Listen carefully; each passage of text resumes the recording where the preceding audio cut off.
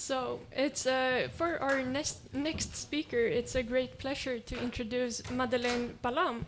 She's a professor in interaction design at KTH Royal Institute of Technology, and works on intimate health, the body, and touch. Her work spans the onset of menstruation, breastfeeding, pelvic floor awareness, and menopause. Welcome.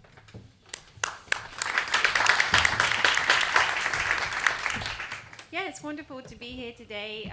I've been working in this area for 15 years or so, and it's great to see an increased interest in women's experiences of their body, their health, their aging. And so I'm very glad to be sharing some of the work that me and my team have been doing over the last little while. So we are an interaction design team. So that means we're very interested in how we interact with digital or physical technologies, or hybrid digital physical technologies. So the kind of knowledge that we're interested in building then is the kinds of techniques that we might need for our future interactions with technology, the kinds of methods that we might need to involve users, so people who will use those technologies in the designs of technologies that engage them or work for them, and the kinds of data that we might need to drive technologies of the future. So right now, my research group is really interested in touch and haptics. So we're imagining in 10 to 15 years' time, there will be an increased prevalence of technologies that touch us, from care robots to interactive car seats to wearable technologies that will touch our bodies to communicate information or provide ways that we coordinate our actions with technologies. Yet, we focus all of our work pretty much within the domain of intimate health and women's health. And this is a collection of projects that we have ongoing at the moment. So here is Ju Young Park's work. She's looking at menstrual pain. And here the interest is really, well, how should technologies touch the body when they're in pain? And we're then able to use the context of menstrual pain to really explore what it might mean for technologies to touch us in ways that might give comfort or give us an alternative perspective on the experience that we're having. Right now, she's making a series of kind of prototypes that are using actuators that are pneumatically driven, so they're providing a very soft type of touch. And she's been working with people who have menstrual pain to kind of explore and configure what these technologies might look like. She's at a kind of midway point of her PhD where she's really still exploring and moving towards maybe a final prototype, a final experience that she thinks is relevant to menstrual pain. This piece of work is called Kudi, and this is actually a master's student's work from a year ago. But I wanted to share it with you today because I think it's really interesting. So here, the master's student was using menstrual tracking data to drive this pneumatically actuated pillow. So it's a kind of cushion with 12 different shapes in it. Each of these shapes relate to a part of the menstrual tracking data that the student was collecting. And then they inflate or deflate according to the menstrual tracking for each day that she's going through her cycle. She then lived with this pillow, Kudi, for 2 months to see how did it change her relationship with her body. And some of the data there is fascinating. I don't have time to share that with you right now, but it's a fascinating piece of design, a way of bringing life to this kind of data that we collect day by day in our mobile phones. This third project is very, very early work. I think you can probably see that from the fidelity of the objects we've made here. But here we're trying to explore how can we touch the labia in ways that bring awareness of the body. This work is kind of situated in the context of young people, young women especially, having an idealized vision of what the labia should look like. Neat, hairless, the inner labia should be hidden within the outer labia. But yet, many of our bodies don't look like that. But how can you come to know that what your body looks like is normal and it's okay? You know, if you look a bit different from the idealized image that you might see in porn or on Instagram. So these technologies or these objects at the moment, we're kind of exploring how might it feel to touch your body, to touch your labia with some kind of hybrid physical digital objects that have actuators, so heat, maybe vibration, inside to provide different kinds of experiences of your body. And then this fourth project, maybe some of you have seen before. This is Nadia Campo-Wotok's work. She's doing a PhD at the moment where she's exploring what it might look like to have a wearable sensor on your finger that you can insert into the vagina to take out some cervical mucus and then explore in a kind of mediated way with this sensor technology your cervical fluids. So we're playing again with this kind of boundary that many self-tracking technologies create today, where we learn about our body through looking at a glass screen rather than feeling and touching ourselves. So here the technology is on the finger, and through a combination of maybe experiencing your cervical mucus and looking at data that's tracked through the sensor, you might come to have a better understanding of how your cervical mucus changes day by day across your menstrual cycle, but also maybe identify that, well, right now I may be ovulating because my cervical mucus is super slippery. Yeah, so there's a bunch of us, 10 of us, working on topics around intimate health and women's health within the School of Electrical Engineering and Computing Science at KTH. So we're maybe a bit of a standout group. There's a lot of women there. And we're probably like creating a bit of gender diversity for that school at the moment. But the project I wanted to talk to you about today is the Pelvic Chair. So this is a project that myself and Anna Stahl have been working on for the last 4 years. And it is a chair that touches the pelvic floor muscles using soft, shape-changing pockets within the chair. So why are we interested in the pelvic floor? I'm not a biologist and I'm not a physiotherapist, so this is my layperson's understanding of the pelvic floor muscles.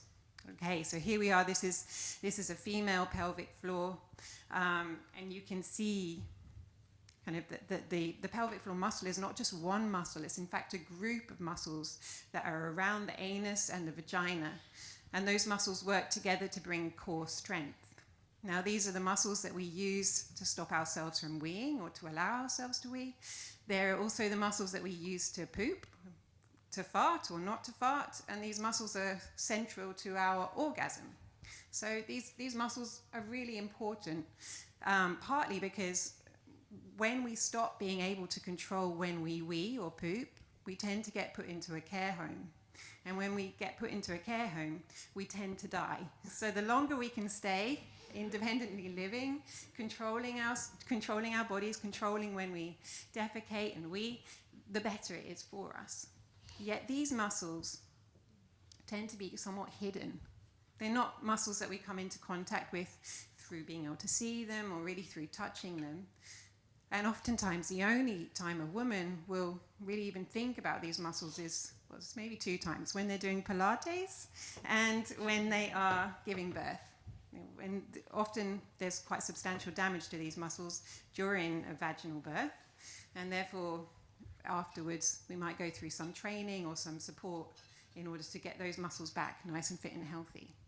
But how might we in other ways provide people with this kind of crucial knowledge about their body, about where their pelvic floor muscles are, how they function, how you might keep them fit? Well, there's many, many mobile apps, but what we wanted to do in our group was to explore an alternative way of reaching this knowledge, and this alternative way happens to be through touch.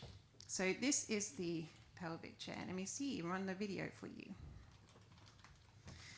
So it is very, very slowly and gently inflating in the back here. And the idea for this is twofold. One, to give the person sitting on a chair a bit of a knowledge that the chair is moving, it's touching you. And the other is to change your posture so you're sitting nice and forward. Here are 2 inflatables expanding and releasing in between the upper thigh to kind of encourage the person sitting on the chair to open their body a little bit. Again, we're touching the inner thigh before we start to directly touch on the pelvic floor muscles, because we figure touching here is slightly less alerting than touching right against the vagina or the anus. So as I mentioned before, the pelvic floor is made up of a set of different muscles, and you can control the right side, or some people can, independently of the left side. So this interaction is intended to give the person sitting on the chair the awareness that they have 2 sides to their muscles.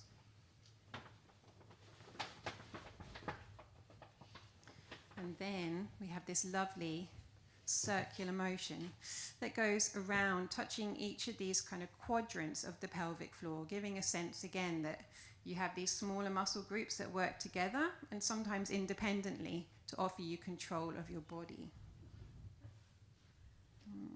So there we go. Okay, so how did we even arrive at something like the pelvic chair? Well, we did this through a process called Soma design. Soma design is an approach to design that was established by a professor that works at KTH. She works closely alongside me, Kia Hoek. And in this approach to design, the central tenet is that you need to bring together both the kind of cognitive experiences that we might have alongside the emotional experiences that we have when we interact with technologies, alongside our embodied experiences that we have when we interact with technologies into the design process. And as such, it makes use of a lot of first-person methods.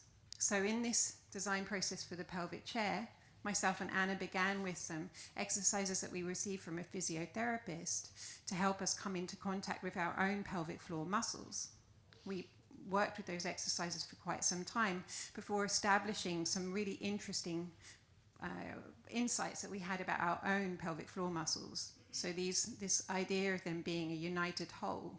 There's also an interaction pattern within the pelvic chair that it gives a sense of relaxation, where some of the pockets inflate and press against the pelvic chair and then release.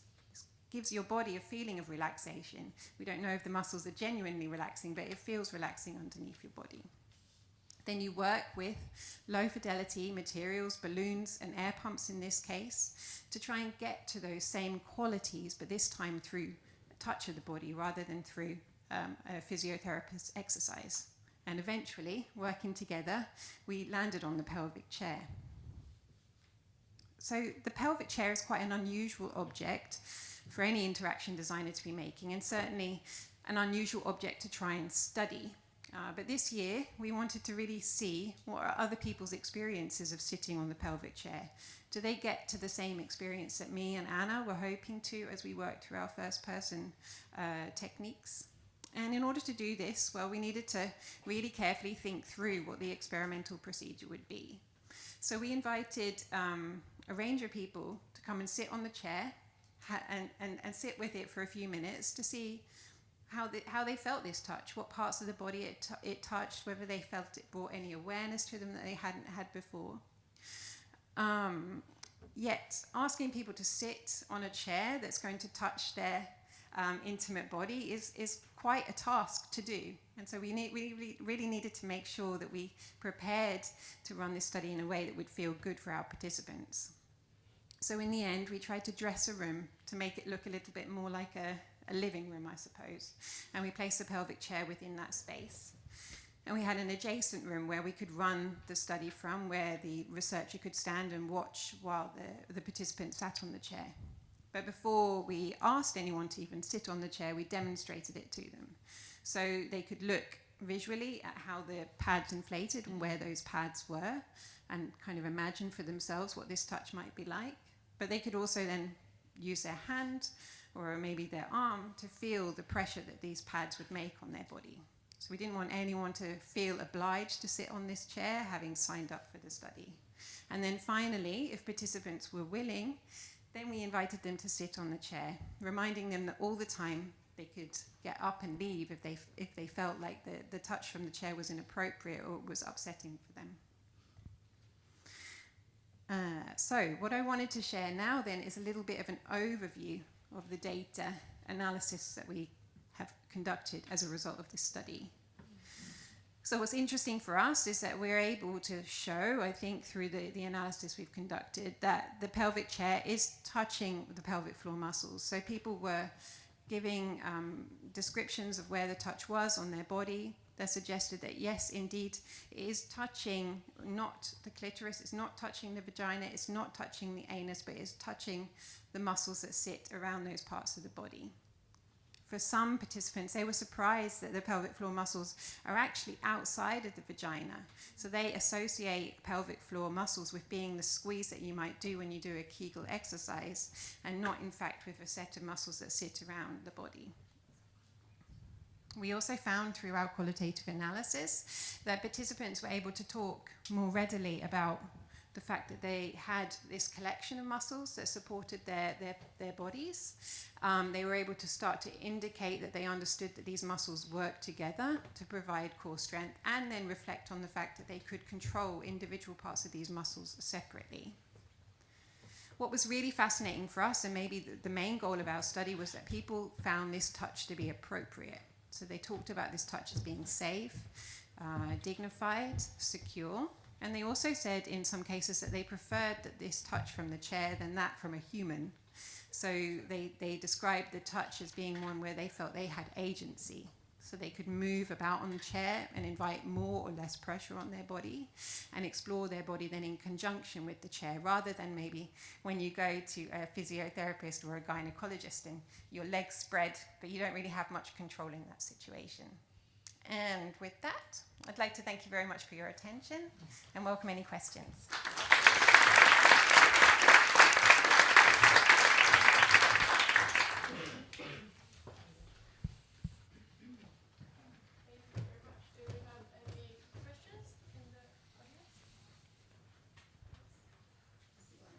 Do you want to? I don't think I need a Okay. microphone. We hear you. Perfect. So thank you for your presentation. I'm really impressed how many things are going on in this world. I'm sorry if I missed it, but what is the main goal of this chair? Is it for research purposes, or do you see it being in a clinical setting, or is the dream that every woman owns it at home? Thank you. Yes, so this is a research project, and our plan really with this chair is to explore how technology should touch the body. So we're thinking about a future where there might be care robots washing us, performing intimate care acts on us, dressing us. Well, how should this touch feel? It's common that research in our field will say, well, how should the touch feel on the hand or the shoulder? But technologies are going to touch all parts of our bodies. Some of those parts are going to be highly intimate and sensitive to touch. So with this project, we're trying to really explore how should we touch when we're touching those really sensitive and intimate parts of the body. And what's, I think, quite interesting is there's also not that much information within the health sciences literature about how to touch intimate parts of the body well. And so partly we're focused on that. So it's not really a product. We're not expecting that every woman is going to have one of these at home. But what we did hear from our participants was they would quite like this as an office chair. They wanted to be reminded every now and again that they had a pelvic floor. And other participants said they thought it would be a useful tool for communication with a gynecologist or a physiotherapist. Thank you. Yes. Thomas? Yeah, so it's really cool project, especially with the first one. Was connected to the last question. If it would be a project where this was a product, how close to the market would you? Yeah, there are still some interesting technical challenges to make this a real experience. So the thing that we're working with now is how can we use machine learning technologies to provide a more personalized experience of touch. So everyone will have different boundaries and borders about how they want their intimate body to be touched, and we would like for the chair to learn that a little bit on an individual scale, and then be able to respond in a dignified way to how people are moving on the chair. And I really think unless that kind of technology was integrated into something like this, it wouldn't be a very interesting object to live with as a product in and of its own right. So I would say we're probably a year away from achieving that, but still it's a prototype. It has a lot of cables and it makes a lot of noise. Thank you very much. I think that was the last question. Now over to Pat.